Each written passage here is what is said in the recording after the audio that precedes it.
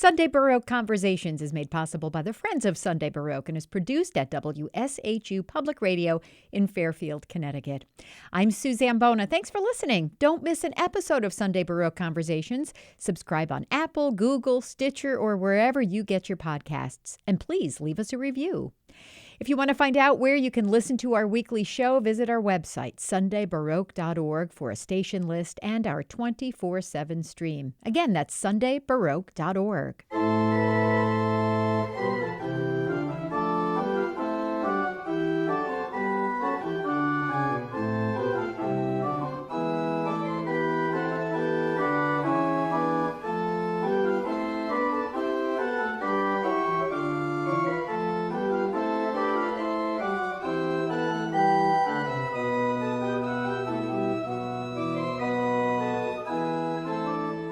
In 2023, organist James O'Donnell became professor in the practice of organ at Yale's Institute of Sacred Music and the Yale School of Music, one of the most celebrated concert organists, choral conductors, and liturgical musicians of our time. Professor O'Donnell was Master of Music at Westminster Cathedral for more than a decade, an organist, and Master of the Choristers at Westminster Abbey for more than 2 decades. James O'Donnell joins me on Zoom to talk about his life in music, what it's like to relocate to New Haven, and to share his experiences as organist and music director for some international events. Welcome. Thank you very much. It's been very nice to join you. So in your biography, you cite a quote by Igor Stravinsky about the organ as the monster that never breathes. How did you start in music, and how and when did you start playing the monster that never breathes? Yes, it's an interesting question. Everybody's got their own stories. I mean, I think the really important thing is when you're young and impressionable, everything and anything that you see and experience has a formative or potentially formative effect on you or influence on you. Mm-hmm. And in my case, my late grandfather, who was a physician by profession, was also a very keen amateur organist. And so he actually had an organ in his house, which I loved seeing and hearing him play. And it just caught my imagination. So I thought, well, I love that. I love that music. I just, I was drawn to it. I was drawn to the scale of it and to the kind of the gravitas of it, I suppose. Mm-hmm. And so I really wanted to do that. So I then, the bad news for me at that point was I then discovered I had to learn the piano first, which wasn't the plan. But actually, of course, it was a great thing to have to do. And I thoroughly enjoyed learning the piano. And when my legs were long enough and when I was advanced enough on the keyboard, I was allowed to enroll for organ lessons. And again, a very important thing, an early teacher I had sort of got me. And that's not always the case. I was very, very fortunate. And, he sort of saw that I was actually quite capable and needed to be kind of pushed a bit and not just sort of go through things laboriously, stage by stage, as quite a few teachers of young people sometimes do. Mm. So he sort of brought me fairly quickly, and I then went to the Royal College of Music Junior Department and furthered my studies there. So I was very lucky to have a progression of very positive and creative influences quite early in my life, and a lot of parental encouragement. Yeah. So it sounds like you found your talent quite soon after beginning to play. Well, I mean, looking back on it, I suppose that you could say that. I mean, at the time, you just do what you do, and for me, the music making was something I was really interested in and drawn to, as opposed to many things such as sport. I mean, I wasn't very good at sport, and I quite liked it, but I wasn't terribly good at it, and I didn't really feel I was in my comfort zone. Mm-hmm. So I sort of gravitated towards arty things rather than kind of rough and tumbly kind of things. And yes, I think you just sort of home in on a sort of area that you're interested in. Of course, being interested in playing the organ doesn't mean just that. I know, at least I hope it doesn't just mean that. I'm passionate about having as much kind of context and as much kind of breadth to one's artistic interests or any interests as possible. So I think I was lucky enough in having a very kind of broad base to to put my musical interests into context. Yeah. What are some of your other artistic interests and passions? Oh well, I mean, I would never claim to be in any way an expert in them, but I'm interested in all sorts of music, and I'm very, for relaxation, I don't listen to organ music, put it that way. I enjoy organ music very much. I find it very interesting, but I listen to opera and I listen to jazz sometimes, and I listen to symphonic music and chamber music, and kind of it for me, being involved in or listening to other music and actually being involved in other music. I used to play continuo a lot, so I played with a lot of Baroque orchestras and played with instrumentalists, and I got to know how they approach the music, and that's very, very interesting and very helpful for an organist. Yeah. Going back to the monster that never breathes, the kind of things that naturally come to a violinist because of the physicality of putting a bow to a string and putting your fingers on the fingerboard, or blowing a flute or an oboe, the breath and the physicality of actually producing the breath and playing with the fingers. Some of those things are done for you by the organ. I mean, the organ blows itself, right. And you just touch the keys and introduce the music. So knowing how other instruments come at their what they do and how they play and how the sound is produced, and being able to kind of blend with that and mimic that is extraordinarily useful for an organist. So that's musical things, and I'm interested in general arts and literature and visual arts and architecture and all the things that play into the history of music and go in parallel with that and the development of it. They're all part of the same kind of story, and they can often shed light on each other in a very interesting way. So I think one should be as interested in as many things as humanly possible, frankly. Yeah. And I hope I encourage my students to do that too. Yeah. And of course, Westminster Abbey, what a place to have that, multi-sensory experience of art, music, history. That context is there with literally people buried there from historical figures, and having the ceremonies that take place there, having that magnificent musical instrument there to play, the choir, the musical history. So yeah, it's sort of the whole package as well.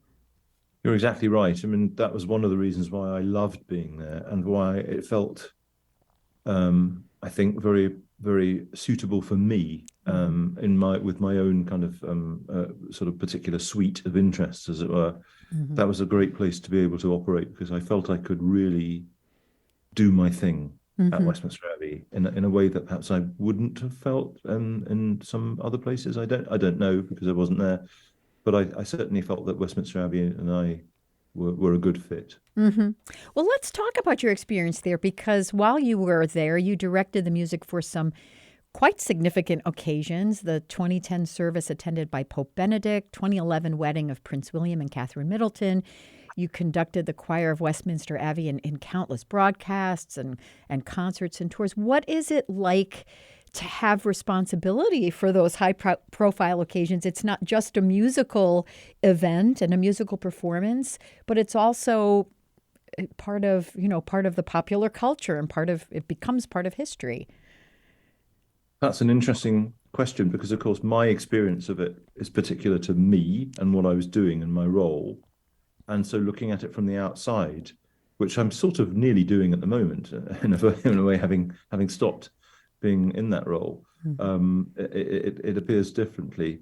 And I think it's exhilarating. It's deeply fulfilling. It's a life.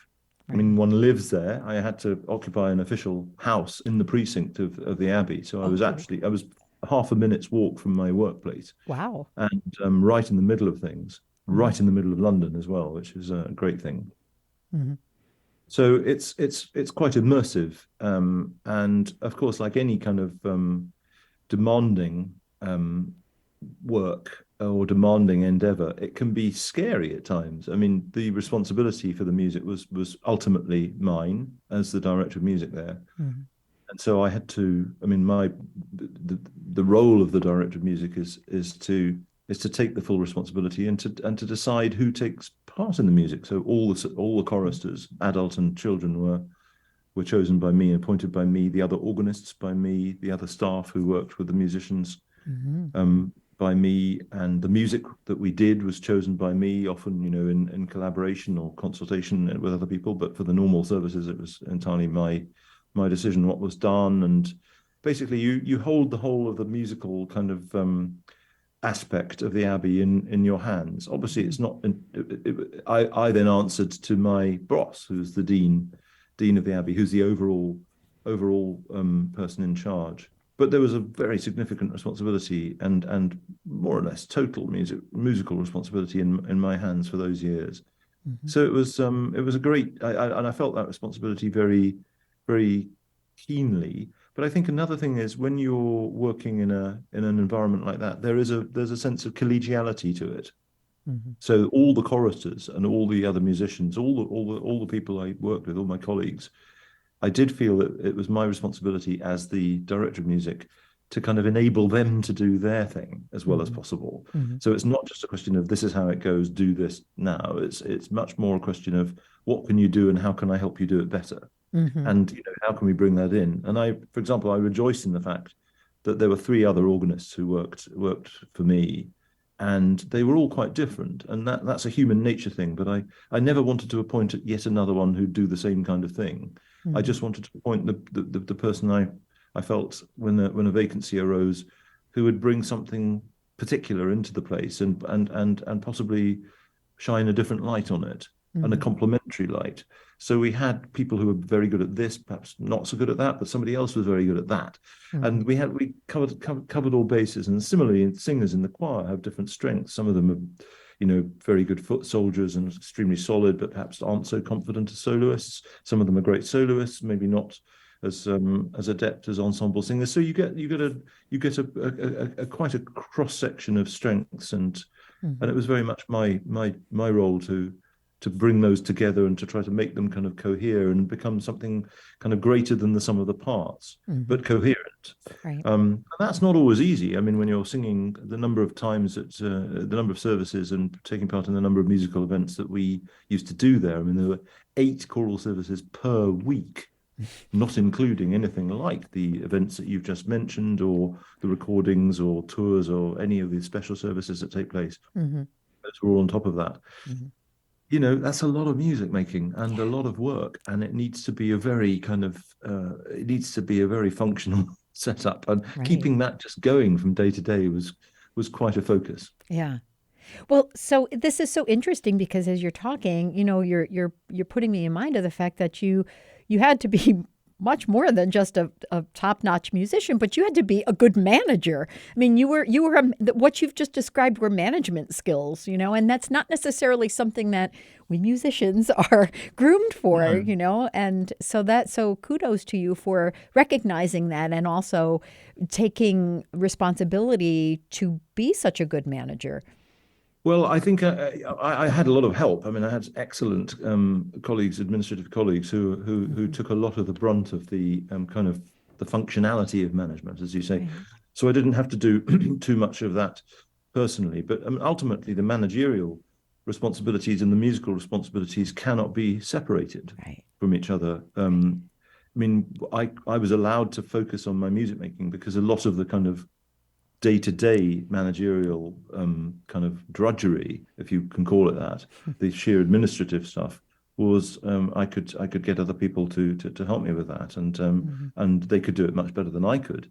But ultimately, making the right appointment in the choir and actually making sure that the contribution of each colleague was properly supervised, directed, that the proper feedback was given in the right way, constructively.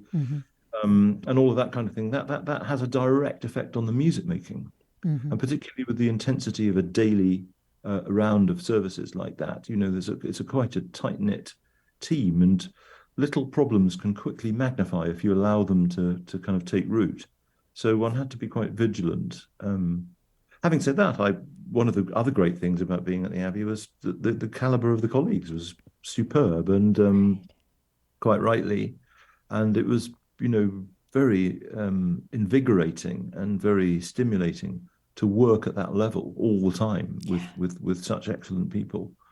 not just the musicians, but the other people in the Abbey as well. So it felt like a very sort of high functioning place in the best sense of that expression. Yeah. So the organs, I mean, Westminster Abbey is an ancient building, and I think the first organ was like early 14th century, like 1304 or something like that. Yeah, the records are a little bit dodgy on Yeah. this. I mean, as with most things, the people who kept the best records were the money people. So you often know how many musicians, for example, took part in a big service in the I don't know, in the 17th century or something, by the number of musicians who were paid and what they were paid, because those records were kept well. But of course, the musicians didn't keep records Right. at all. It was completely hopeless. Right. But no, there were the organ. Perhaps we don't want to go into the minute detail, which is fascinating. But basically, the Abbey in the pre-Reformation, by which I mean pre kind of early mid 16th century, was a Benedictine abbey, which is why it's still known as Westminster Abbey. It was a Benedictine monastery with an abbot and monks. And one of the particular things about the English Catholic tradition was its devotion to the Blessed Virgin Mary. And a lot of the major churches, including Westminster Abbey, had a separate chapel devoted to the Blessed Virgin called the Lady Chapel. And the music that we know today as the Abbey's music, the Abbey's choral music and organ music, basically started in the Lady Chapel, and only centuries later, a couple of centuries later, was transferred into the main building. Mm-hmm. So the monks' liturgy in the main building would have been predominantly plain song and quite austere, I think, not for public consumption at all, quite the reverse of today. And all the kind of more fancy, more complicated music, including the organ music, would have been associated with the more festive sideshow, as it were, and in the Lady Chapel. Mm-hmm. Eventually, that came through. So over the years, there have been a succession of different instruments in the Abbey, and it's only in the last like 170 years, something like that, that the organ has been in its current position on the screen in the center of the building. Right. And the current instrument was actually put in for the coronation of King George VI in 1937. But it contains some pipes from earlier instruments, as a lot of large organs often do. They kind of recycle and they carry forward. And they think some of the pipes in the current organ probably belong to the organ that Purcell played in the 17th century. So, you know, there are some myths that go on in these things, and I'm not sure whether that's right, but it's not completely out of the realm of possibility. How interesting. So every pipe organ is unique, of course. What are some of your favorite organs around the world, and why? What makes them different and special to you? Well, I mean, I think the thing about that question is it's almost impossible to answer, because the variety of the organ is mind-boggling.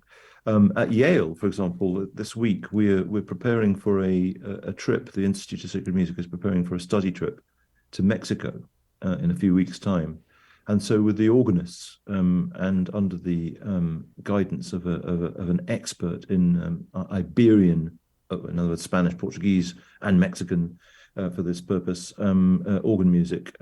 We have been looking at some of that repertoire in order to prepare ourselves, and for the instruments. And the instruments are quite different to the Spanish organs, old Spanish organs, of which there are many examples in Mexico, which developed in their own kind of slightly different way. They're quite unique, and they're particular to the music that was composed for them. So you can make sense of some of that music in an excellent way on those organs, but they're less kind of playable. The music doesn't make so much sense on other things. So there's a connection between the repertoire and the instruments, which is unusual in music. So the sheer variety of organs, I will eventually answer your question. The sheer variety of organs is really quite extraordinary. But some of my favorites are kind of large, what we call symphonic organs, in other words, with a range of colors, some of which imitate instruments, for example, with oboe stops or clarinet stops, French horn stops. I mean, some of these are actually very good imitations of instruments, but some of them are more stylized. And there's one of the great examples of that in this country, in Yale, of course, at Wolsey Hall, the Newberry Memorial Organ, which is one of the great romantic American organs in this wonderful hall with warm acoustics. So it's quite a marvelous thing.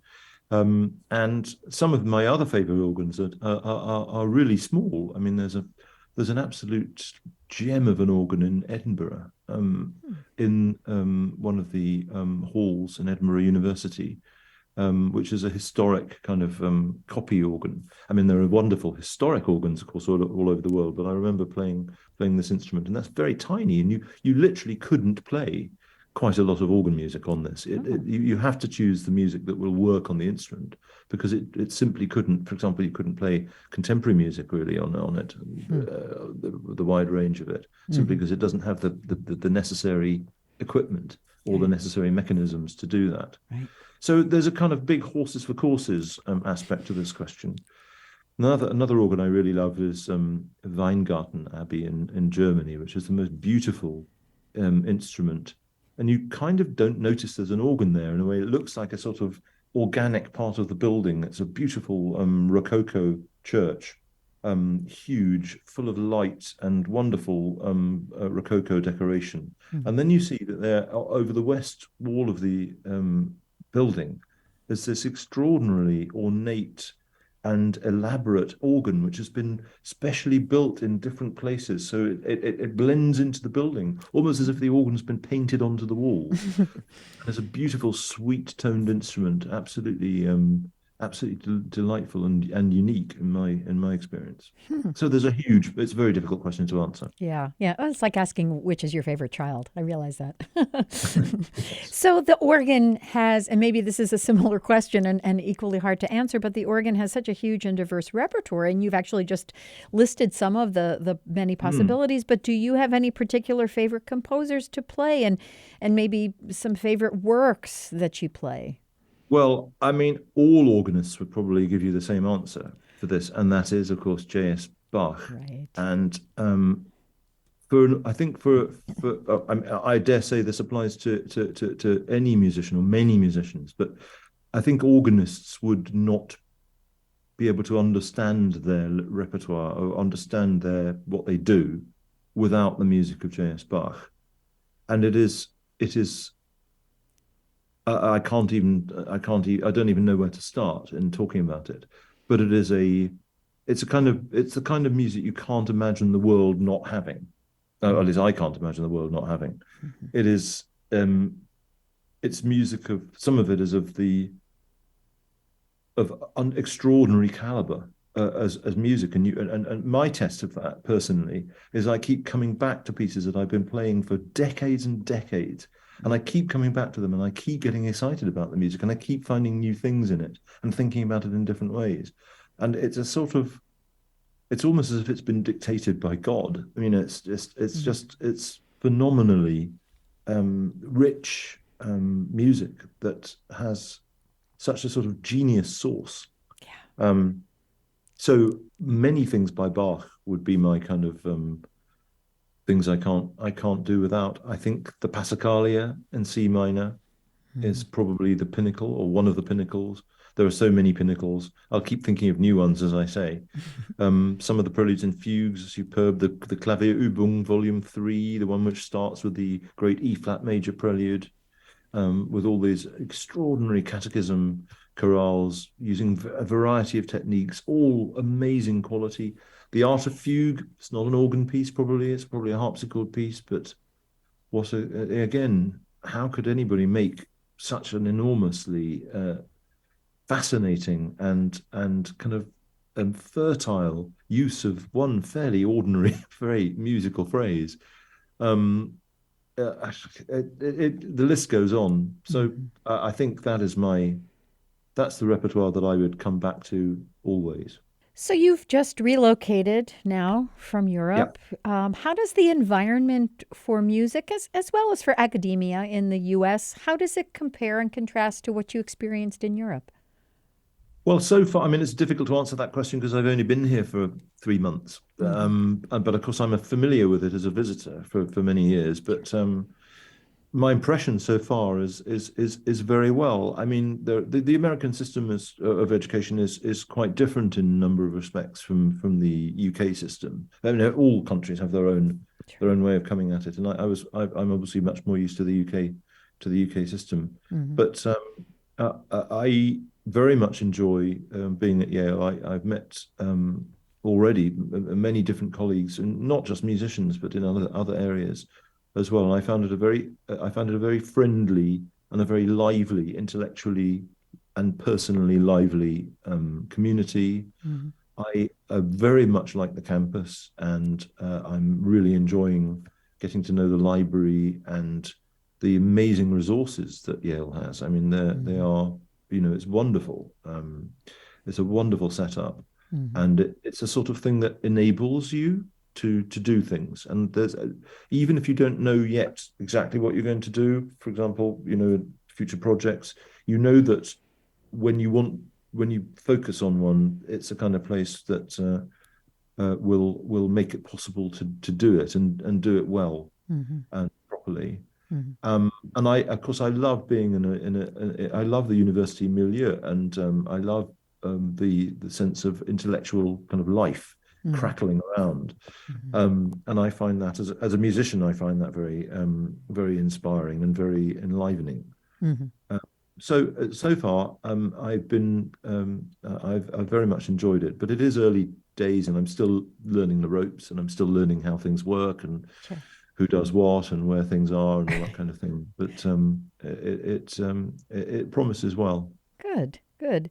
So, one of the questions, and this is not something particular to this country, I think it's particular to those of us in the classical music world, the need to bring in new audiences to classical music. It's long been a high priority. We look around, we see everyone has gray hair. We think, oh goodness, how do we bring younger people in? How do we bring underrepresented groups in, people of color? How do we bring them onto the stage, into the audience, into arts administration, into boards of arts organizations? I just wonder whether you have given thought to this, that you'd like to share about how we might achieve that more successfully. That's a really good question, and it's a very difficult one to answer. So I suspect Hmm. that the answer is that you never stop thinking about it, Hmm. and you always have in your mind a number of considerations. So it's we need, for example, just talking at the organ, we need to attract young people to play the organ, to learn the organ, to get interested in the organ. So how do we do that? How do we reach people at that kind of formative stage that I was talking about earlier? Who how can you make the light bulbs go on in their heads about the organ? How do you get them curious about it? How do you get them through the door to listen? It's a very interesting question. And I think it doesn't just apply to people of people from ethnic minorities and underrepresented communities in the musical world. It applies generally. Okay, so one can look at this in a more general way as well. Um, and I think that one thing I very strongly feel is that good music making doesn't require a very much explanation. It speaks for itself. Hmm. So the really important thing is to give people access to excellent music making that Hmm. is clearly authentic to the musician, and is something that is showing somebody doing their thing Hmm. at a high standard. Hmm. Because I think that is in itself attractive, and that you don't need to be a trained musician to be able to tell that something is good and worthy of work and worthy of devotion, worthy of dedication. Yeah. So the question is, how do you bridge the gap between that recognition and actually beginning to do it?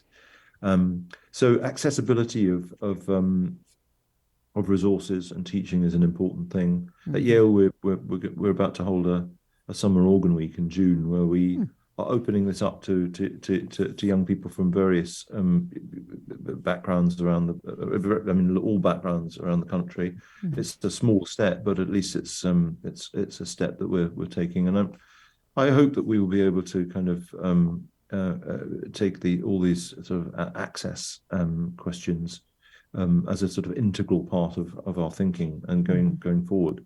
And I know that Yale is very, very hot on that and takes it very seriously. Mm-hmm. So we have all the kind of encouragement from and the resources from the university to do that. But it's not a question one can answer very easily, I think.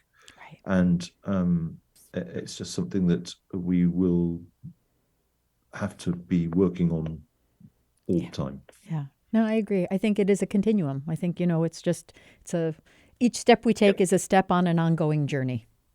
Yes, yeah. I think so. Yeah. And who can say what are the kind of things that could change the game a little bit? I mean, for example, you only need a movie to come out with for example, somebody playing the organ in it, or some organ music prominently in the soundtrack. There was a science fiction movie that came out a few years ago, and a friend of mine in London played the organ in his very large church for the soundtrack. And that kind of got lots of hits and a lot of interest in the organ, and people wanted to hear more organ music. And those little things like that can be seemingly irrelevant and seemingly rather kind of inconsequential in one sense, but they can actually have a big effect. So that everything connects with everything else, and one just has to be kind of open to those connections and alive to the fact that nothing goes by unremarked, and be ready for that, I think. Yeah. So now that you're in New Haven, there is a matter of utmost importance. It is something we take very seriously, and that is pizza.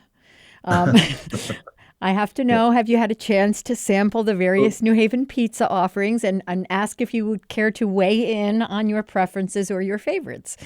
Well, I have had a chance to sample a few pizzas. I like pizza. I don't eat it all the time. Obviously, that would be a serious mistake at my age. But I do enjoy pizza very much, and there are some very good pizza places around town, as you know. Mm-hmm. But everybody has their own favorite, and some people are quite evangelical about that and say, "Oh no, this is much better than that." And oh, you are? Okay, I'm a Pepe's girl. Okay, we'll have to talk about that.